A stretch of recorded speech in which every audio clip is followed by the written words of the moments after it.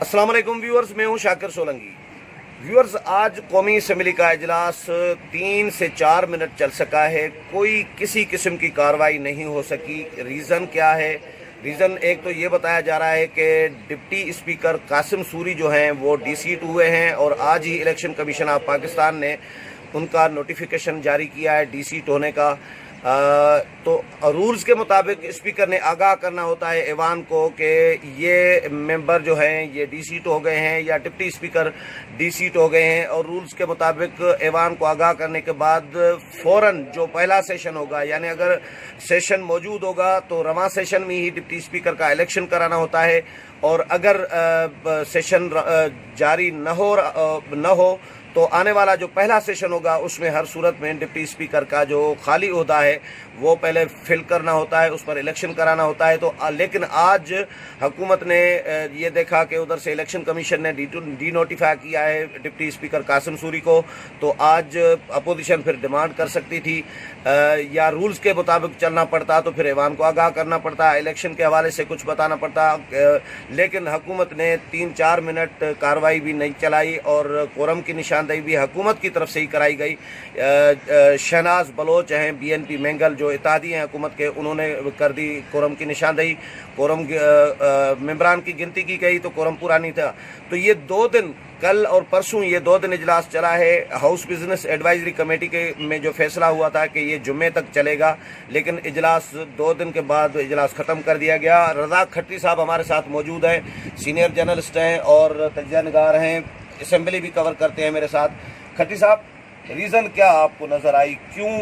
حکومت نے آج اس طرح تو بہت کم ہوتا ہے کسی حکومت میں بھی؟ بہت شکریہ آپ کا شاکر صاحب۔ میرا خیال ساری بات تو آپ نے انٹرو میں بتا دی، میرے لیے تو آپ نے کچھ رکھا ہی نہیں۔ لیکن یہ کہ آج مجھے وہ اقبال کا شعر یاد آیا جب یہ ساری صورتحال ہوئی کہ وہ ایک ہی صف میں کھڑے ہو گئے، محمود و ایاز نہ رہا بندہ نہ رہا بندہ نواز۔ تو آج اپوزیشن اور حکومت نے میرا خیال انہوں نے پری پلان ایک منصوبہ بندی کے تحت سے یہ سارا کیا ہے۔ آپ کو یاد ہوگا کہ ماضی قریب میں ہم نے اس طرح کا کوئی مثال نظر نہیں آتی کہ بی این پی کی جانب سے کورم کی نشاندہی کی گئی ہو، اور آپ نے دیکھا ہوگا کہ جس وقت جیسے ہی جو چیئر پرسن جو تھے، پینل آف دا چیئر تھے، انہوں نے لیو اپلیکیشن پڑھنا شروع کی جو حسب روایت جس طرح کیا جاتا ہے، تو لیو اپلیکیشن ابھی انہوں نے پوری نہیں کی تھی، تو اس دوران شہناز بلوچ اٹھ کر کھڑی ہوئی۔ اچھا، وہ ایم ایم اے کے جو رکن تھے مولانا عبدالاکبر چترالی، وہ بھی کھڑے ہوئے، تو انہوں نے بات کرنا چاہی تو ایک بار تو انہوں نے کہا کہ آپ تھوڑا رکیں، میں لیو اپلیکیشن پڑھ لوں، اس کے بعد میں آپ کو موقع دیتا ہوں، لیکن اس دوران ہی انہوں نے ان کو کہا کہ آپ بات کریں۔ تو وہ جو شہناز بلوچ تھی انہوں نے کورم کی نشاندہی کی۔ جیسے ہی انہوں نے نشاندہی کی تو راجہ پرویز اشرف جو پاکستان پیپلز پارٹی کے رہنما ہیں، وہ اپنی نشست سے اٹھے، تو ان کے ساتھ ہی سارے اپوزیشن کے جو ارکان ہیں وہ بالکل سارے سب ایک ہی ساتھ لابی کے اندر چلے گئے ایوان سے اٹھ کر۔ اچھا، اس ساری صورتحال کے اندر ہمیں جو چیز نظر آ رہی تھی وہ یہ تھی کہ حکومتی ارکان کو بھی اس طرح کی کوئی فکر نہیں تھی۔ کچھ لوگ تو لابیز کے اندر آ بھی رہے تھے لیکن کچھ جا بھی رہے تھے۔ تو یہ ہوتا ہے نا کہ جب کورم کی نشاندہی ہو تو حکومت کی اصل میں اگر کورم ٹوٹ جائے تو بڑی شرمندگی کی بات ہوتی ہے، کیونکہ حکومت کورم پورا نہیں کر سکتی۔ لیکن ہوا یہ کہ اپوزیشن ساری چلی گئی، اور جب گنتی ہوئی تو کورم ٹوٹ گیا، اور جو فخر امام تھے انہوں نے اجلاس جو ہے وہ غیر معینہ مدت تک ملتوی کرنے کا صدر کی فرمان تھا، وہ پڑھ کر سنایا اور اجلاس ملتوی کر دیا۔ اب ظاہر بات ہے کہ یہ پہلی بار ایسا ہوا کہ اب جب آج نوٹیفیکیشن جاری کیا الیکشن کمیشن نے،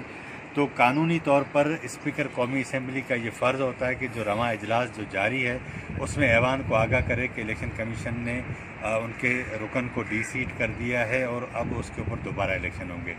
یہاں یہ اسپیشل کیس اس لیے تھا کہ ڈپٹی اسپیکر قاسم سوری جو ہیں وہ ڈپٹی اسپیکر بھی تھے، تو ظاہر بات ہے کہ اب وہ سپریم کورٹ میں تو گئے ہیں جو بھی فیصلہ ہے، لیکن فوری طور پر ان کو 2 روز کے اندر جو ان کا قاعدہ نمبر 11 ہے اس کے تحت الیکشن کرانا لازمی ہے۔ اپوزیشن میرا خیال اس جو ساری صورتحال ہے وہ بھی اس میں جانا نہیں چاہ رہی تھی، کیونکہ اگر فرض کریں ڈپٹی اسپیکر کے انتخاب میں اگر ان کو ایک بار پھر شکست ہو جاتی ہے تو وہ آنے والے دنوں میں جو ان کا احتجاج حکومت کے خلاف بننے جا رہا ہے جو اپوزیشن کو شرمندگی ہوتی وہ جو احتجاج تیزی پکڑنے جا رہا ہے، مولانا کی جو اکتوبر میں اسی ماہ میں جو ان کا دھرنا ہے، تو یہ ساری چیزیں ان کے اوپر افیکٹ ہوتی ہیں۔ تو شاید میرا خیال ہے اسی حساب سے ہی ایک منصوبہ بندی کے تحت یہ دونوں جو ہیں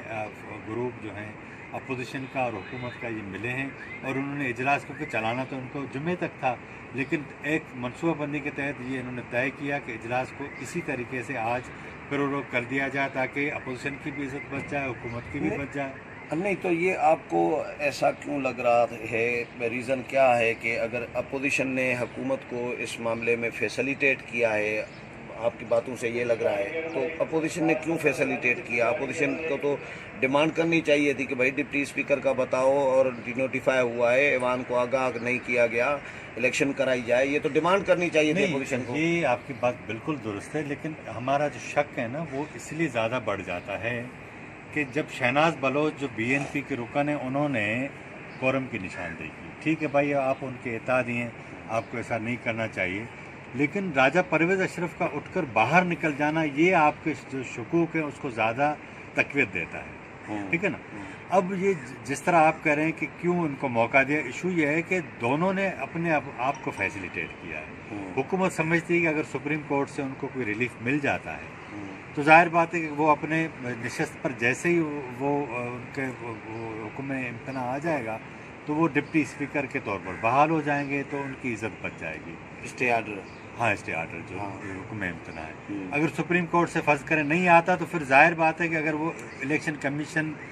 کے حکم کے اوپر آپ کو عمل درآمد کرانا ہوگا تو پھر حکومت کو فیصلہ کرنا ہوگا کہ وہ قاسم سوری کی جگہ کس کو ڈپٹی اسپیکر لائیں۔ ظاہر بات ہے کہ آپ جب حکومت میں بیٹھے ہوتے ہیں اور ایک بندہ اگر ڈی سیٹ ہو جاتا ہے تو اس کی جگہ پر کوئی نیا بندہ لانے کے لیے آپ کو ساری چیزیں دیکھنی پڑتی ہیں، وہ بھی اس صورتحال میں جب آپ کے ایم این ایز آہستہ آہستہ آپ سے بہت زیادہ ناراض ہوتے جا رہے ہیں۔ اس کا ہم اظہار بھی اسمبلی کے اندر دیکھتے ہیں کہ نور عالم یا جس طرح کے دوسرے ارکان حکومت کے خلاف اب کلیئر بولتے جا رہے ہیں، تو لوگوں کو راضی رکھنے کے لیے یہ بڑا مسئلہ ہوتا ہے کہ اگر ایک نشست خالی ہو تو کس کو ایڈجسٹ کیا جائے۔ تو میرا ذاتی طور پہ خیال ہے کہ حکومت یہ سمجھتی ہے کہ سپریم کورٹ سے اگر ریلیف مل جاتا ہے تو ٹھیک ہے، نہیں ملتا تو اس کے باوجود بھی یہ اجلاس نہیں ہوگا، جاری نہیں ہوگا، تو اس میں وہ کسی بھی رکن کو نامزد کر کے ڈپٹی اسپیکر کا اس کے بعد اجلاس بلا کے اس کا انتخاب کرا دیں۔ تو یہ جس طرح صدارتی فرمان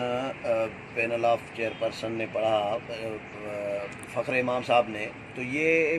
آپ کو نہیں لگ رہا کہ یہ ایڈوانس میں اہتمام کر دیا گیا تھا، ادھر سے آرڈر بھی منگوا لیا گیا تھا، یا آرڈر پہلے سے موجود ہوتا ہے؟ دیکھیں نا سر، یہ ہوتا یہ ہے کہ جب صدر آپ کا اپنا ہوتا ہے نا تو وہاں آپ کے لیے ایشوز نہیں ہوتے، آپ پڑھ بھی لیں، سائن بعد میں کروا لیں، ایسا ہی ہے یہ کیونکہ یہ میوچل انڈرسٹینڈنگ ہوتی ہے نا، اس میں پھر آپ کیونکہ آپ کا سسٹم اپنا ہے نا، اس میں آپ کو چلانا ہے، تو اس لیے یہ اکثر ایسا ہوتا ہے کہ آپ کو یاد ہوگا پچھلے دنوں بھی ایک اجلاس تھا جو 2 دن بعد ملتوی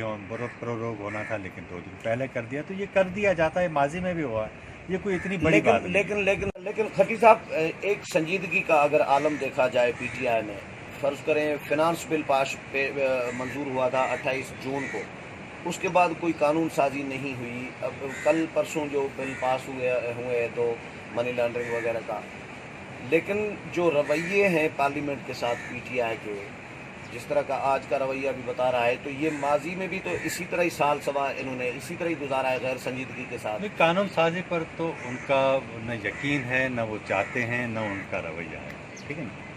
قانون سازی آپ جب کرنے جا رہے ہوتے، ایک تو آپ سادہ اکثریت پہ کرتے ہیں، اگر آپ کو آئین میں ترامیم کرنا ہو تو آپ کو اپوزیشن کی زیادہ ضرورت ہوتی ہے۔ آپ کو یاد ہوگا کہ وہ فاٹا کی جو نشستیں ضم ہوئی تھی پختونخوا میں، اور اس کی جو نشستیں بڑھانے کا بل تھا، وہ بھی بنیادی طور پر تھا تو بظاہر محسن داوڑ کا بل تھا، لیکن اصل میں اسٹیبلشمنٹ کی یہ خواہش تھی کہ وہاں جو ہیں وہ نشستیں بڑھیں۔ تو یہ پہلی بار ہم نے ایسا دیکھا ماضی قریب میں کہ اپوزیشن حکومت یک آواز تھی، یہ ایسی ترمیم تھی جس کو 100% ووٹ ملے تھے۔ اب کیونکہ ان کو بھی معلوم ہے حکومت کو کہ اگر فرض کریں فوجی عدالتوں میں کوئی توسیع کے حوالے سے اگر آنے والے دنوں میں کوئی ضرورت پڑتی ہے تو بھی اسٹیبلشمنٹ کے سر کا درد ہے، وہی اپوزیشن سے بات کرے گی، وہی کروائے گی۔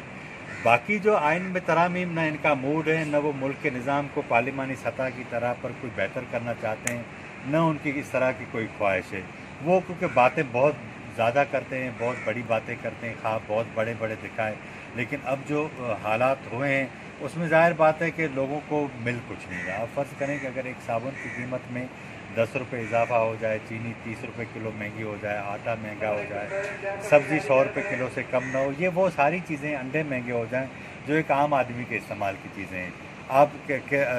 सफ़र के लिए कहीं इंटरनल सिटी जाते हैं, बाहर जाते हैं, वो किराए महंगे हो जाएं, तो जाहिर बात है कि आपकी आमदनी तो एक मखसूस है ना,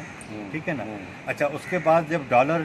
की कीमत बढ़ी, आपकी करेंसी डी वैल्यू हुई, वो महंगाई बढ़ी, तो वो इम्पेक्ट आया। नतीजे में आप जो है वो दो जगहों से शिकार हुए हैं ना, एक हुकूमत की पॉलिसीज़ की वजह से, दूसरा ये करेंसी की गिरावट की वजह से, तो नतीजे में आप परेशानी। अब